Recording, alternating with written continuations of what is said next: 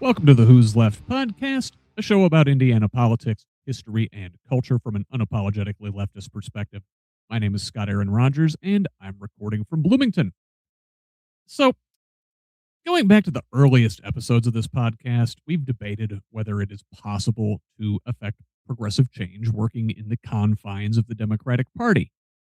Now, despite the frustration, the gatekeeping, the thumbs on scales, and constantly feeling like Charlie Brown trying to kick the football, I've always advocated and continue to advocate for working within the Democratic Party. The hurdles to running independently, in my opinion, are too great, and the reward for commandeering the structural power of the party too enticing. It's like going to war in a fishing boat or trying to hijack a battleship.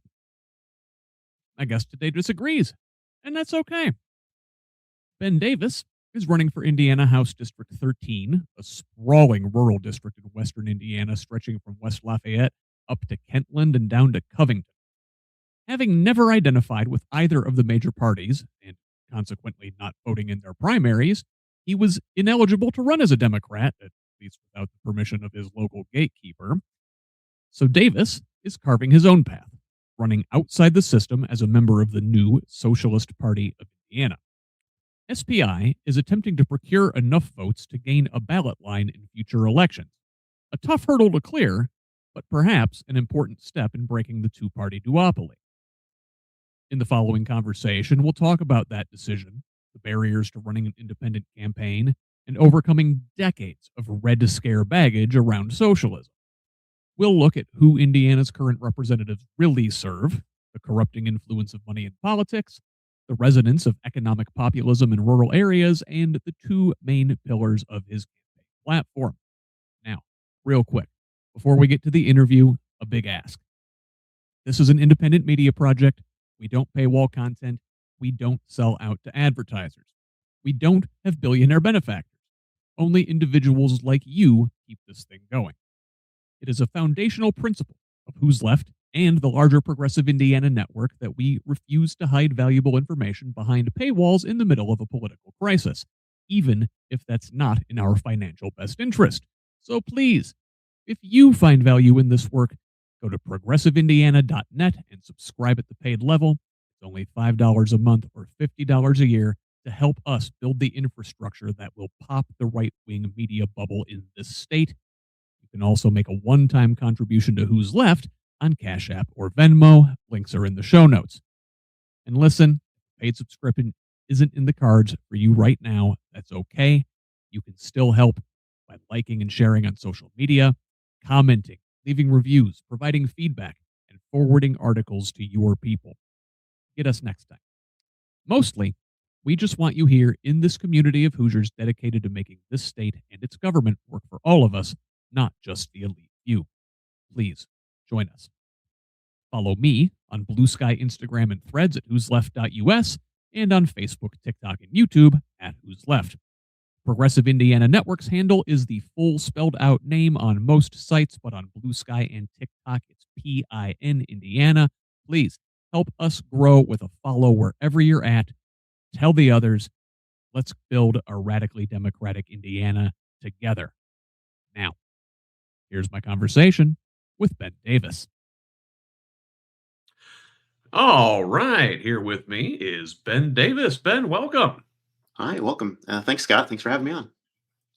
Appreciate you being here today. So, you are running for the Indiana State House in District 13. So, let's begin here, but with a little section I like to call the easy dubs. We're going to ask the easy, simple journalism questions, the who, what, when, where, before getting into what I like to think of as a more interesting question is the why. So, first, why don't you go ahead and introduce yourself to the good folks listening out here?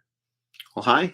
Again, I'm Ben Davis. I use he, him pronouns. I am a lifelong resident of Lafayette, Indiana, born and raised here. Married my high school sweetheart about 30 years ago. I have 3 kids, 21, 20, and 18. My career is in IT, infrastructure, strategy, and administration. So I've been doing that my entire career and still do that to this day.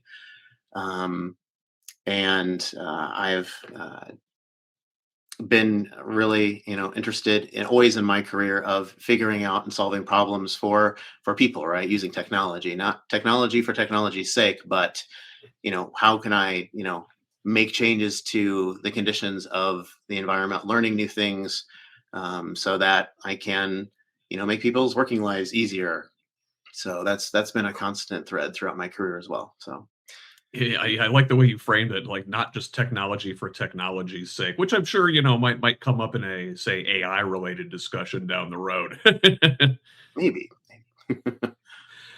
So that's the who, and the what, like we said, is you are running for the Indiana State House of Representatives up there in District 13. Let's talk about the little bit of the where. Let's talk about District 13. That is quite a large district for a state house district, is it not?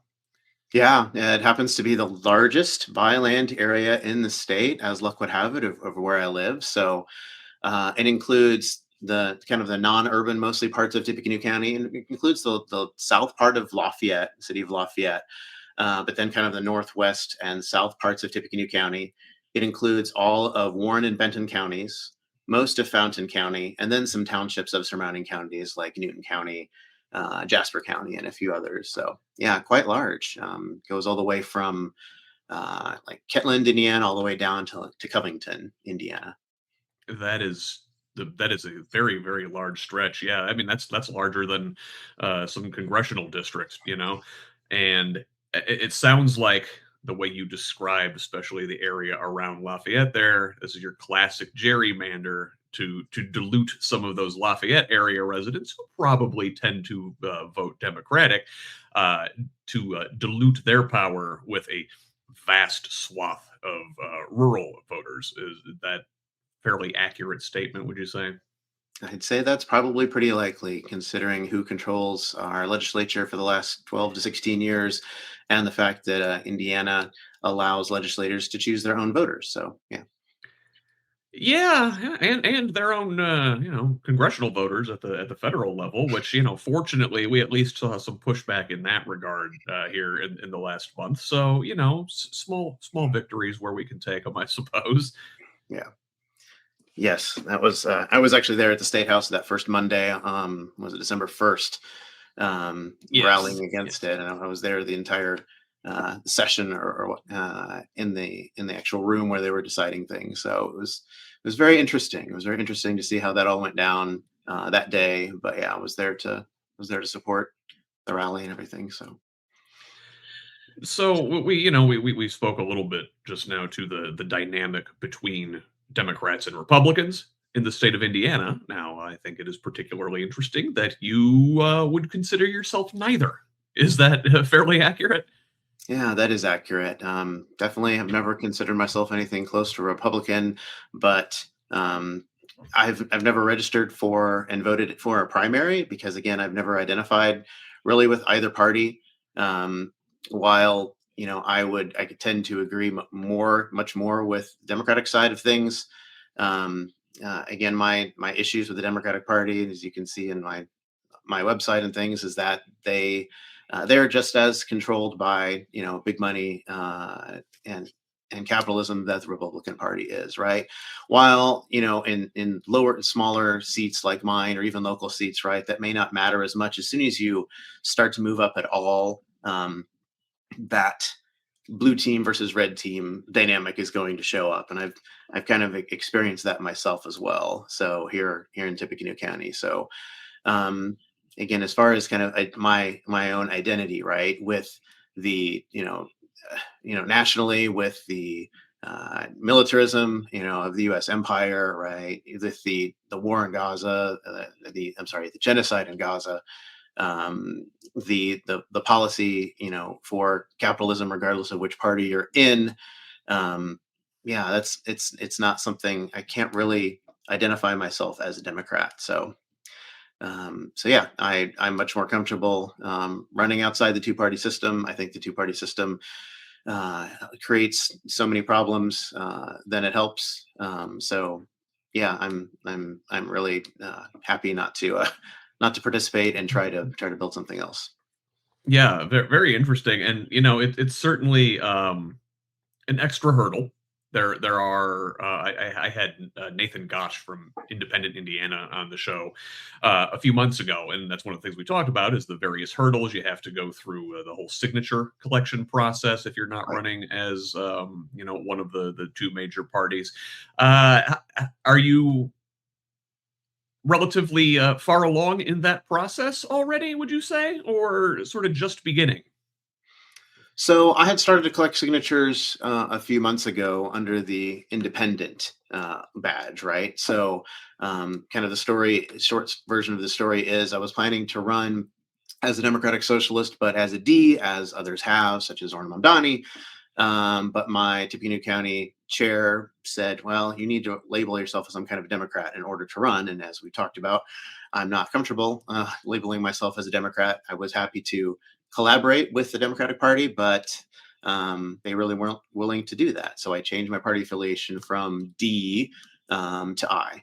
And I started gathering signatures under the independent label. I had upwards of 100 here just a couple of months ago. But I've recently changed my party affiliation again to a newly burgeoning party that aligns with my values called the Socialist Party of Indiana. It is a brand new idea that's been created by my friends in DSA around the state. And so I'm having to, the way the form works, right? You can say you're either independent, I'm gathering signatures as an independent candidate, or I'm gathering signatures for this other minor party. So since I wasn't too far into that, I need about 650 signatures in order to get on the ballot. I figured it was better to make that change now than later, so that I can start getting the signatures from the folks that were kind of already the easier asks in my world than doing it later. So I still don't think that getting 650 signatures is going to be very hard. The first day that you can turn those in is January 7th. The last day is June 30th. So want to get those done earlier than later to get that out of the way. And as I've talked about, I've already started to do that. But yeah, I mean, Democrats that I've talked to, progressives that I talk to, and say, "Hey, here's my position. I'm a Democratic Socialist," and you kind of wait for a little bit in your head to say, "What are they going to think of the S word?" And I have yet to experience someone and say, "Oh, socialist." Besides the Democratic Party chair of Tippecanoe County, that has kind of rejected. So yeah, I don't see that as a big hurdle. As far as hey, this being a hurdle in this particular district. Beyond that, right, for any independent candidate getting signatures, um, I don't really see it as a hurdle versus other campaigning efforts, right? It's a very rural area, and none of the cities outside of the south part of Lafayette have more. The population centers don't really have much more than 3,000 people, so that makes canvassing and meeting voters where they are a little more difficult, just because of the geographic lack of density in the area. So I think any candidate is going to be it's not a Republican, and people just aren't used to voting that way. Are going to have the same struggles as myself. Plus, just working class messaging hasn't really been tested in this district, right? The last several Democratic candidates, in from my perspective, really haven't done a lot of campaigning. The last one in particular is pretty much a paper candidate, in my opinion, and so that's what kind of threw me into wanting to run. Is I was like, when the last election, when I saw that person running, and I couldn't find much information about them, I'm like, wow, there's really not, the people that might want an alternative don't have one. No wonder that Indiana has such low voter turnout. And I'm like, if that's the bar, I can blow that out of the water, right? I can I can totally do better with the communities that I've built and the communities that I've been part of, the organizations I've joined over the last several years. So There's a lot there that I just want to pick at. So, first of all, I mean, you mentioned the Democratic Party not always running everywhere, and I know that's something they've been trying to get better at over the last couple cycles. But still, there's a lot of uncontested races, especially lower down on the ballot. But you speak to like this concept of a paper candidate, like running somewhere and having someone on the ballot, having an alternative to voting for the default Republican. Okay, great, but like are you really out there in the community? Are you really doing the work? Are you really campaigning, or is it just to say, hey, here's a D, right? Um, is that doing any good? I think I saw the final tally in the race. What 24 was something like 74-26. It was not close. Hmm. And so, with some effort, certainly it sounds like you could easily clear that bar. And you mentioned the socialist label, and how you don't think that is a detriment anymore. What do you think that is? Is it as a matter of people like Bernie Sanders being prominent Democratic socialists now at the national level, and folks recognize the label, aren't scared by it? It's like, oh, hey, it's your Uncle Bernie, right? Or is it just like Republicans use it so much and they call everybody a socialist that it's meaningless? A little column A, a little column B. What do you think's going on there? Yeah, my opinion, I think it's a lot of Bernie, right? He I think made that label mainstream from my experience, right? It brought a lot of people into DSA, from his campaigns, and continues to do so. Um, I think to kind of double down on that, Zoran Mamdani, right? His recent fame and winning of the New York mayoral election is amazing, right? So I was kind of on the fence of when I should announce, right? And like Zoran one, I'm like, all right, I need to reach out to the local folks and local news sources and do this and take advantage of this now. But yeah, I think it's just the normalization of time as time has gone on, right? The Red Scare of 100 years ago, the labels of socialist and communist have been, uh, you know, uh, villainized for 100 years, right, by the media. And I think folks like Bernie and Zoran and others around the country have really put a big dent in the fear of that label, and people are finally able to ask the question, okay, what does this really mean, and in my experience, right, with the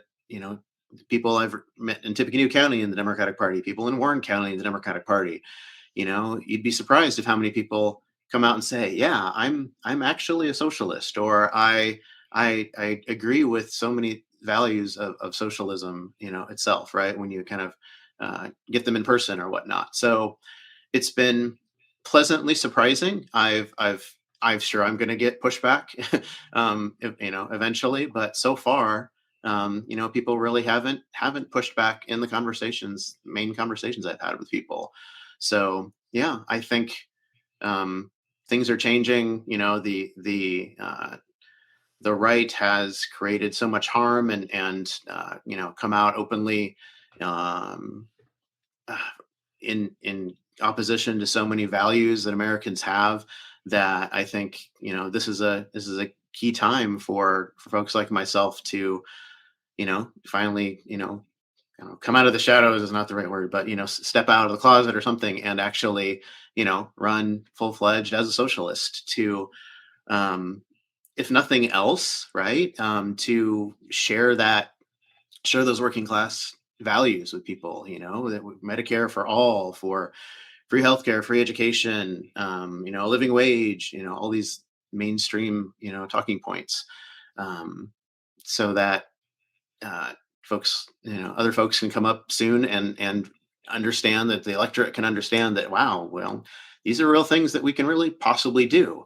Maybe if we get people in office that are brave enough to try to do that and make the change, maybe we can dig ourselves out of the cost of living crisis and all the other things that many other countries already have available to them.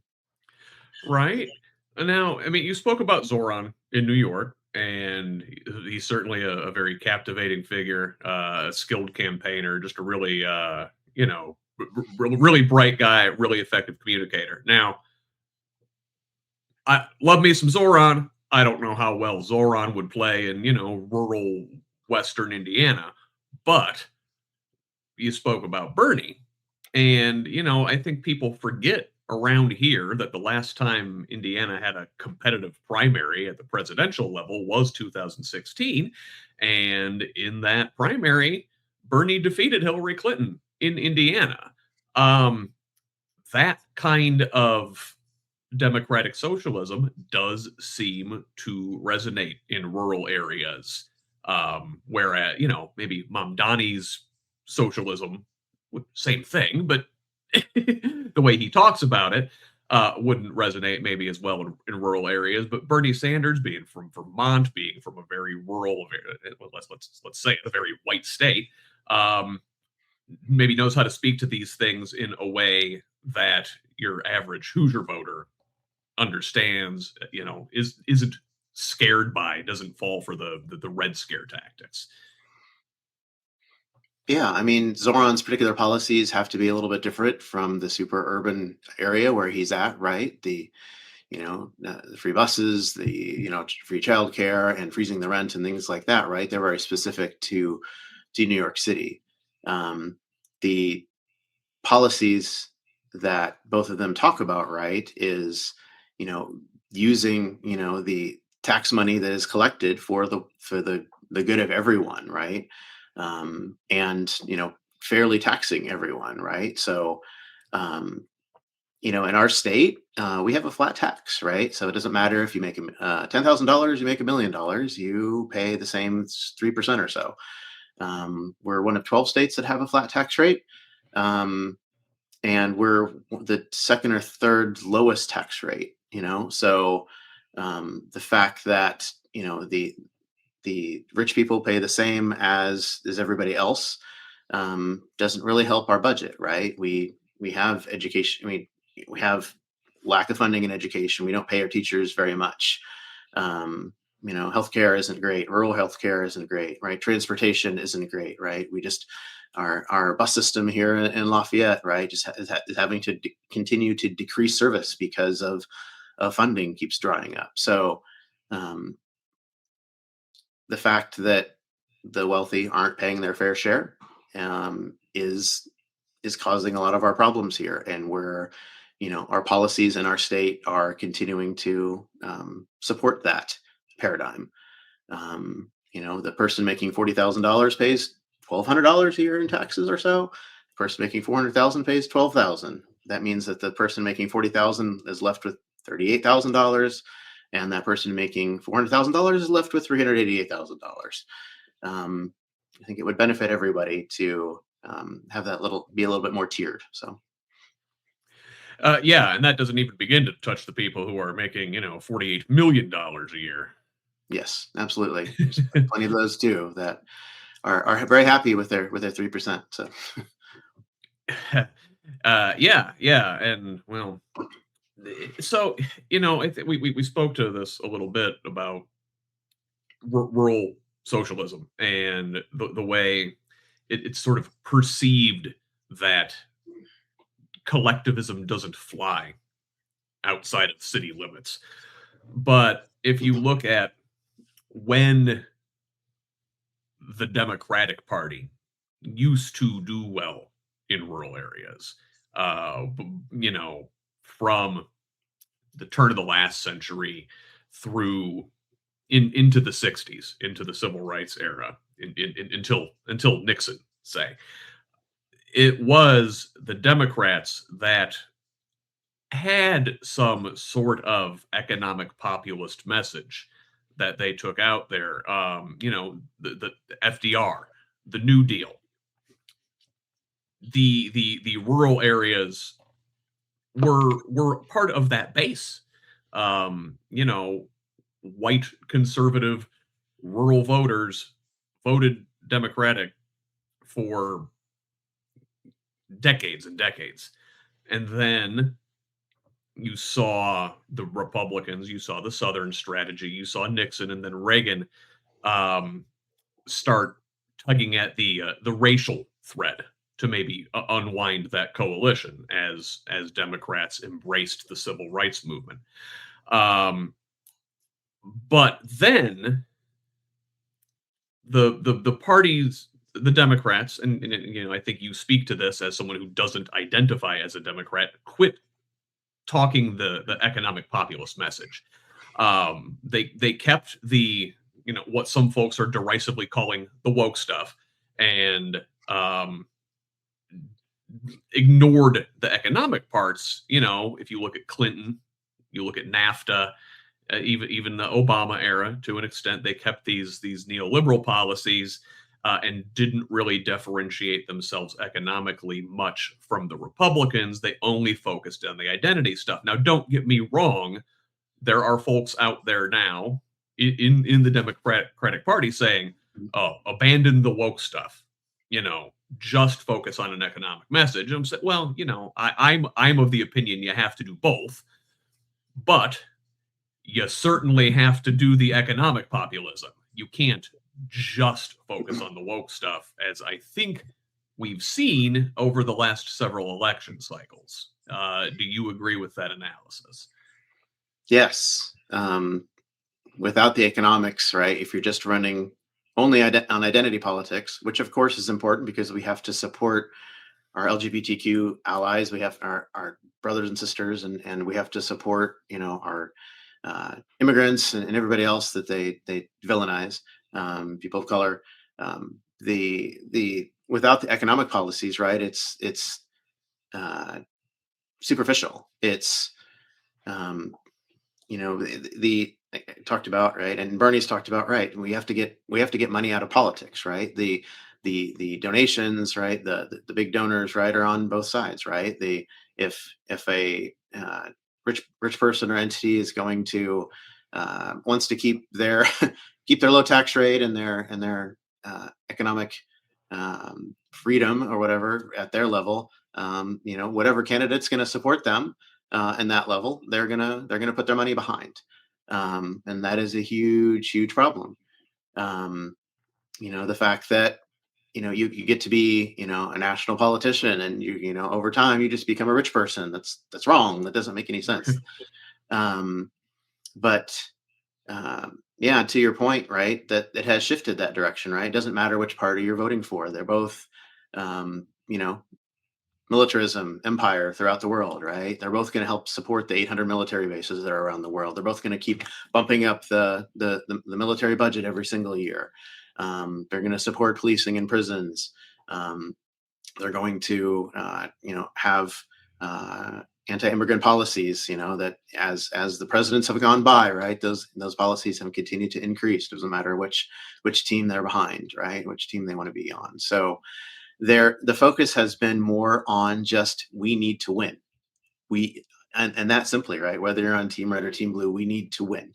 And without, what policies, what things can we talk about to rile people up, but just, we can win. We don't really want to make change. We want to keep the economic status quo because, again, the people in party leadership, are not unwealthy. So that's the main control, right? And even though, hey, we care about identity, we care about this or that particular issue, which of course is important, but to use that as the only wedge, use that as the only cudgel to, entice voters to get to the polls, while keeping everything else the same. Well, cars are $50,000, and minimum wage hasn't increased in many years. It doesn't move the needle. It doesn't help working class people. It continues to pull more of the dollars and the wealth away from the working class to the billionaire class. Let me play devil's advocate for a second. Okay. And as someone who, I guess probably, I call myself a Democrat. I work within the Democratic Party just because I realize the hurdles, the extra hurdles that are put in front of folks working outside of that system, and I think it's easier to work within it than outside of it. But I certainly understand the alternate path as well.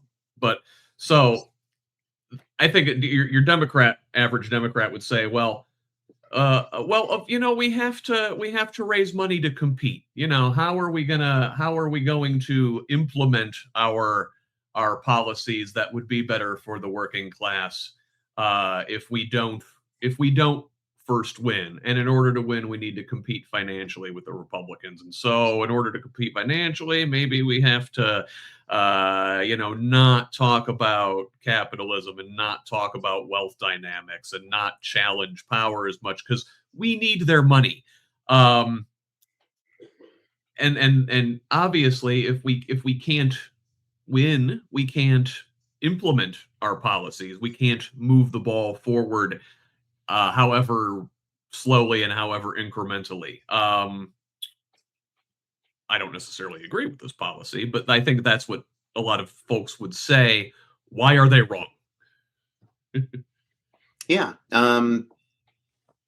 Money doesn't always in races, right? On one hand, right? I've heard JB Pritzker talk about, on an interview with Hassan Minhaj that, hey, are all billionaires bad, right? Why should we trust you? You have good policies, you're doing generally good things for the state, but you're also a billionaire. And he said, yeah, you've got to, I would love to see that campaign finance laws were changed and that wouldn't be necessary. But at this level, at the state governor level, um, this is what has to be done in order to win, in order to make change. So I'm going to do that. So while I understand that, we also will shift back over to New York. While Zoran certainly had, I understand he maxed out his ability for campaign donations. I'm not sure how that differs between the governor seat in Illinois versus the mayoral seat in New York City, but They have public financing there, donation matching, like with public funds to an extent there. Okay. So New York is kind of a unique beast in that regard. Okay.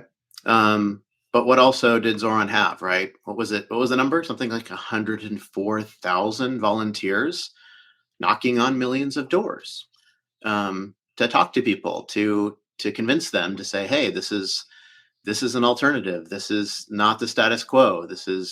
We can get someone in this seat who is not just in it for their own glory. Get someone in who's actually wanting to make change for working class people. So that is more of my aim, is to get in front of people and talk to people, regardless if I win or not, right? I want to share and start building this working class messaging. I want to start building electoral muscle for my Greater Lafayette DSA chapter, so other candidates can run, pave the way so that, people hear this messaging and the actions of, learning how to canvass in our chapter, how the data works with that, phone banking, and all the other kinds of messaging and social media, starting to build that here in our area of the state so that we can start actually affecting change for people. So, yes, while money is obviously necessary for in our world to run a campaign, I think, and we've seen with Zoran's campaign that, people who care and want to spend, a couple hours a month helping, can make a big difference too. I don't know, and maybe I should talk to one of the organizers at the party level about this. I'll probably do that anyway, but I don't know if you can speak to the Socialist Party of Indiana and kind of what they're up to, and are they present statewide, or is it just sort of a Indianapolis then branching out to the various DSA chapters that are in the state? How much you can speak to that, I'm not sure, but I will certainly reach out to the party folks also. Yeah, so I've been working with, again, my friends in statewide DSA chapters who have been envisioning this alternative, right? For people like me who, there's kind of two policies that we have, right? The main one is to give a ballot line, kind of like the Libertarian Party has in some ways, right? Yeah. You get 2% of the Secretary of State vote in a general election, and that allows you to be an established minor party in the state. That means that, for example, in my race, I would not have to get the 650 signatures or other people running in the state, right? They can simply be approved and say, hey, we can allow you on the ballot without having that burden. And there are many like me around the state that are kind of in the same situation where there is this tension between the Democratic Party and the candidate, that they may or may not be able to have ballot access, right? And for my story, right, I've never voted in a primary before, right? I mentioned I've never really identified with either party. So as I've going up my learning curve quickly here, I learned that in order to get on the ballot as a D, one either has to have voted in the last primary or two. I'm not sure exactly where the law is at this point. It's one Yeah, or I two think it's primaries. 2. Yeah. Okay. And then, or you have to have a letter written by the party chair in your county saying to the state party that, yeah, we're going to let this person on the ballot. And while others have, for example, the Warren County Democrat chair, after an hour of meeting with him, he was like, yeah, if you lived in my county, I would have written you a letter right here, right now. The one in Tippecanoe County, not so much, not as agreeable, right? So to actually affect the change that people like me want to see in our state, that is a hurdle to in some areas, right? So to create a ballot line that not only allows easy access without the signature hurdle, but also that aligns and speaks to immediately of what the values are behind the person's candidacy, without having to have a deeper conversation, is helpful as well. So that is one, strategy of the Socialist Party of Indiana. The other is, if you do have access to the ballot as a Democrat and you think that that is going to lead to the change that we all want, great. Use that for now. Maybe later that something will change and the Democratic Party won't like that. But ultimately, we want change that's positive for working class people. However we can do that, right? So it's not a one size fits all solution. It's kind of a multi-pronged strategy. So I decided to go ahead and change my party affiliation because I believe in the project. I believe in what the vision of the folks have been building, and I think they're great people to partner to help pull it off. And I want to also help pave the way for others as well, right? The entire kind of ethos of my candidacy is to, again, pave the way for other Democratic Socialist candidates to step up and run to actually make the change that we want to see. So doing anything I can, again, helping learn people here in my local DSA chapter and other people involved with the campaign of how to canvass and how to register to run and how to start a website and how to get donations and all the things that I've been learning, right? It's not just for me. It's not just for my candidacy. I want to share that with as many people who want to also see the same change. Building that parallel structure, and it's an important thing to do. Like nobody, I don't think across the spectrum likes the two-party system, whether you're a Republican, a Democrat, an independent, or some other flavor of whatever. Nobody, except for maybe like party insiders and apparatchiks in the two major parties, like the two-party system. Most Democrats I speak to hate it. They hate the gatekeeping. They hate the way the state party is inept. They hate having to kiss the ring. They hate having to go through little fiefdoms like these county party chairs. You shouldn't need a rubber stamp from a person to run for office. This is like that seems not very democratic to me.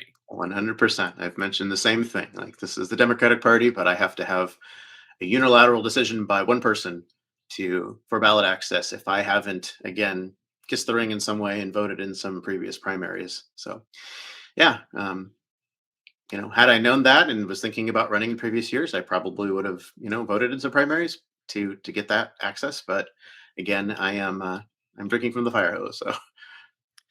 And then that whole party, that voting in the primary thing, also can bite you in the ass. I mean, I know people who are true blue Democrats or whatever, right? Who have pulled Republican primary ballots precisely because they live in an area where that's about your only option, and they want to choose the more moderate person. They want to try and shave off some of the rough edges where they can, and I get that. I mean, that seemed like harm reduction seems like a reasonable strategy, and you Yeah. shouldn't fault somebody for choosing that strategy.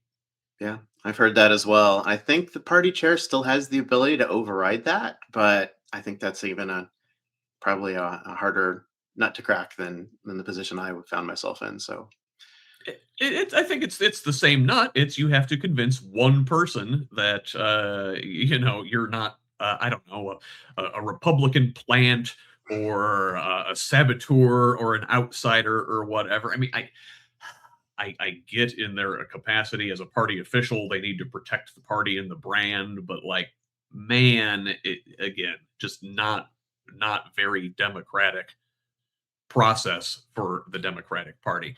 Um, let's talk a little bit, and we can't get super deep here in this first conversation, but I'll have you back. We'll talk about all this stuff down the road.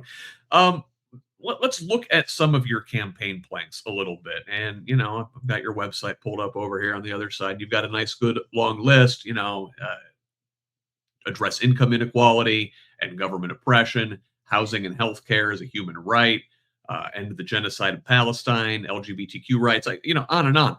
But I generally think it looks like there's sort of two baskets where most of these ideas fall into, and it is human rights and addressing inequality. And I think in many ways those things really go hand in hand, don't they? yeah, they absolutely do. So talk about each of them individually and try to kind of bring them together here. So um, human rights, right? You might see part of my sign back here, but I've been on the board of directors of Gender Nexus for the past 3 years, right? So um, having a gender diverse child myself, and seeing how this state and many other red states around the country have uh, discriminated against people like my daughter, is been really hard. And it's just been it's been mean, it's mean spirited, it's cruel, and it doesn't help anybody. It just harms people. And again, it's that them trying to play this identity politics, right? Shifting the narrative over to this versus things that really matter, right? We shouldn't be criminalizing people for how they identify themselves. That's how they decide to identify. It has nothing to do with anybody else. Um, Not to mention, the disparity, the racial disparity of people that are in our prisons. I think about that a lot, right? Of hey, who is being harmed the most in our state, right? I see, I know so many gender diverse people who are struggling and just feel rightfully so, targeted by their government. Other folks now.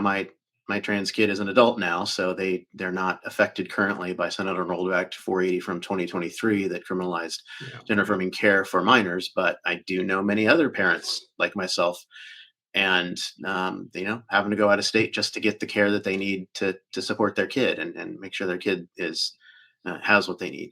Um, so that's the human rights side again, is a challenge in our state and in many states. Um, and then the inequality piece goes kind of along with that, right? So the generations, generational racism that is embedded in our institutions, uh, in our history, the um, wealth inequality that just keeps increasing and increasing, right? Especially since COVID, of how much home prices have increased, and prices of everything have increased, and income really hasn't kept up, right? Even though, wow, we see a lot of jobs, even though there is a federal minimum wage, still 7.25, we still see a lot of jobs out there that kind of start at around $15 an hour. But and offhand, you originally think, wow, that's really good, but prices have just increased so much. The house I bought in 2016, right? The value of it now, I couldn't afford to buy it myself. And this is a privileged cishet white male sitting in front of you that has had a career in IT, and all of the the privilege that has brought me, and to say that even someone like me can't afford that. It doesn't mention, not to mention people of minorities and uh, folks that aren't as lucky as I am, to be able to afford things. So I've been that has struck me my entire life, to see people experiencing homelessness, to see people that aren't motivated like myself and don't need to be motivated like myself and ambitious like myself. They shouldn't have to be ambitious and be able to play the game of capitalism in order to have their basic needs met. Um, that's never something I've been okay with, and it's not getting any better, and nobody's doing anything about it. It feels like so. So I feel like I need to step up. So, and kind of bringing those together, right? Human rights and inequality. Our government is not really addressing those things, right? They're keeping the status quo. They're talking about decreasing the tax rate and income taxes and property taxes just a tiny little bit, just to make it sound like they're doing something for the working class, when they're really shifting more and more of those dollars to businesses and the wealthy. They're distracting with so many other things to pull away from the economic reality that we all live in. That I don't know the numbers. Bernie talks about them so much, but they're just ridiculous of how much wealth, like the 1% and the 0.1% owns of the country versus the bottom 50% owns like almost nothing. And it's not getting any better. And that is the main story in my mind. These other issues of inequality and yeah, of human rights are part of that story as well, because how else do you distract from the economic realities that we all live in? Yeah. And yeah, these two go together, because the one is used to reinforce the other. The wealth inequality reinforces the rights inequalities. And we use the the differences in our human rights, as we treat it like pie. And if these folks are maybe getting to be full people now, whereas they weren't before, that somehow takes away from you. Meanwhile, you're focused on that, and the wealth class are running off with, they're drinking your milkshake, basically. Yeah, I mean, white supremacy plays into this as well. Obviously, too, there's that reality that we're all living under as well. So it's not just, hey, we want to stay rich. We also there's also the belief of that, which has been a presence for hundreds of years here and around the world. So I have to acknowledge that as well. But yeah, and that's again why I'm standing up. I'm tired of nobody standing up in an area where I live, and have asked folks, like, is anybody else running for this? Is anybody else stepping up into the ring? And so far, I don't believe anybody else has registered to oppose the Republican in my district. So I can, so I should. So that's why I'm here. Let me ask you about that. Do you suspect, because it sounds like you've had a little bit of pushback from Democratic Party officials, do you expect a Democrat, with the D in front of their name, to enter this race, or will they sort of back off and let you be the nominal challenger to the Republican? We've seen this in places before. I want to say Nebraska in 24 at a congressional district level. Democrats were like, all right, back off. We'll let the independent run against the Republican here. Maybe they know their brand isn't the best in that area. And it didn't work out, but the independent performed really well in that case. Now, do you think in your case that Democrats will give you space to challenge the Republican, or are they more afraid of a socialist than they are of the Republican? I'm not really sure. I mean, all I can really speak to that is I asked the Tippecanoe County Democratic Party chair in that kind of final conversation of, are you going to allow me on the ballot or not as a D? And I asked him, so what if the previous person who was the paper candidate shows up and wants to run again? That's going to split the vote a bit. And, what do you think of that? And he was like, man, I don't know. I hope that doesn't happen because, we both kind of agreed of the quality of that candidate in the previous race. So, but again, he leads Team Blue. If somebody wants to run as Team Blue, I don't, and especially if they voted in the last two primaries, which this person probably has, if he decides to show up and run again, he's probably going to get to.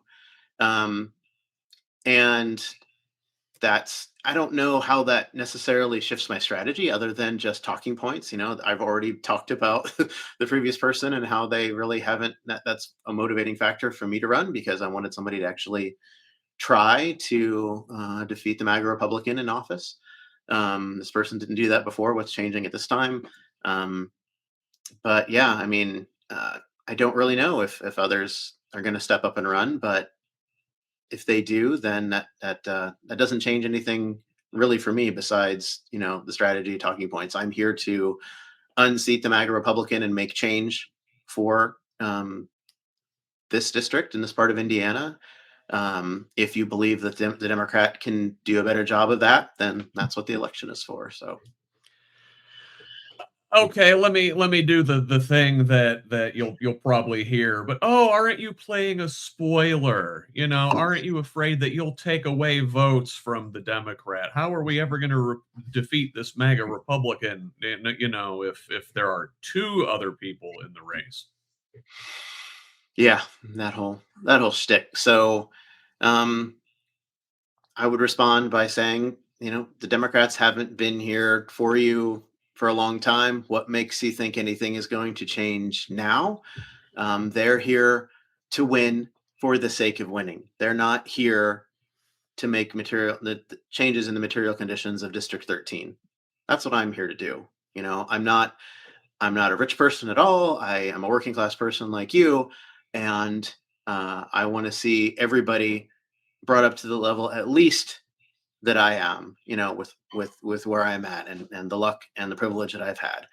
You shouldn't have to have luck and privilege in order to have your needs met and live a relatively comfortable life here. That is the idea that there is still scarcity in our world today. I've reflected and not once in my growing up here in Tippecanoe County have I ever, as a child all the way up to an adult, gone to the grocery store and saw where the shelves were empty and there wasn't available food for people. So there is we're not living in a society where there is scarcity for basic goods. They are wealth is hoarded, and that's wrong. And we need people to stand up to redistribute that wealth to people so that they have at least their basic needs met, which so many Hoosiers don't. Yeah, 100%. So, just a few minutes left before we have to wrap up here, but I guess I want to start talking about the how. How are you going to run this race here in 2026 in such a way as to make a dent in that area? How do you improve upon the 26% that the Democrat got last time? And how do we just like whittle away at that MAGA, that scarcity mindset that there's only so much to go around, and this amorphous they are coming for what is yours. Yeah. So the kind of the foundation of the strategy is to get in front of people. One of the things that I've been really good at, I have all these organizations that I've been a part of, from DSA to JVP to Gender Nexus to PFLAG. I show up, right? I am there, and I get in front of people. So that's the main plan and strategy for this campaign. Is myself and people who are involved in the campaign is to get out in the community and get in front of people and talk to people, to canvass, to phone bank, to be on social media, to get involved in events that are already out there, from the Boswell Christmas event that I was at in the parade several weeks ago, to the Warren County Democrats Women's Lunch that I'm attending every month. But they haven't, again, kicked me out of it all. I still thank them for, like, hey, I can still be here. I'm under Socialist Party of Indiana, but you're still willing to host me and talk to me, and they're going to have a kind of a not a debate, because it's not against opposition, right? But they're going to have a candidate forum to have several candidates in the area here in January. So being getting in front of people in podcasts like yours, just trying to get the message out, right? However I can, and again, it's going to be a little more challenging in a less urban area, to where people aren't centralized, but that's part of the challenge. Is, where are these community events that I can be at, and people in my campaign can be at? How do we canvas? That I guess is one other challenge of not being under the Democratic Party banner, is I'm not going to really have van access. DSA National can provide van access to some extent, as long as my chapter endorses me. And I'm currently in the middle of that endorsement process now. Hopefully by the end of January, my chapter can endorse me. If so, then DSA National can provide van access, but only if a Democrat doesn't enter the race. If there's another Democrat in the race, DSA's contract with that software is that they can't provide it. So interesting. So trying to find another platform to help track and figure out, hey, I've knocked on this person's door 2 or 3 times, and where do they stand? So that is another challenge, another technical challenge to overcome. But yeah, it is just getting out the message that, hey, it's not about, I've heard this from others, and I've kind of like it as well. It's not about left versus right. It's top versus bottom. Yep. And that, in getting in front of as many people that will listen as possible. And this is an experiment, right? This is to see, hey, can rural Indiana, where the Democratic Party is very weak, can the Democratic Socialists step up and win an election? We will find out. And yeah, and we mentioned this earlier in the show, that everybody recognizes that. I think this is a top-bottom issue, and I think a lot of Republicans, a lot of MAGA folks, they see the Democrats as coastal, as elite, as protecting wealth and privilege, and a lot of folks on the left and a lot of Democrats see Republicans as protecting wealth and privilege, and they're all right. They're both right. So really, it is speaking that economic populist message, and I think you will find a willing audience wherever you go across your district, if you keep the framing that way, because folks in the rural areas, they resent wealth and privilege, I think, as much as anybody. Yeah, I think not being a Democrat will play well with many people in those areas, and again, we will find out. So yeah, there's, like you said, there's a lot of disdain for the two-party system. So there are pros and cons. Yeah, people value independence. I think especially out in rural areas. There is that mindset of having to, tame the land or whatever, and making it on your own. We can debate how much of that is actually true, and how much unseen societal buildup went into you making it on your own beforehand. But people still have that mindset where I did this myself, and they value independence as a rule. Yeah. I mean, rural areas, just because they live in a rural area doesn't mean that you shouldn't have the same rights and capabilities that people in urban areas do, right? You should still have quality schools. You should still have access to healthcare and emergency services nearby you, right? And we're not going in a good direction there, right? When I was in Boswell, right, the school there closed, with like within the last 5 or 10 years. I don't have the exact number, but I had talked to a teacher who had taught there for 30 or 40 years, right? And now they're having to bus kids out of that area to another, school system in another area. We should, as a society, allow and invest in infrastructure and public services that support everybody where they want to live.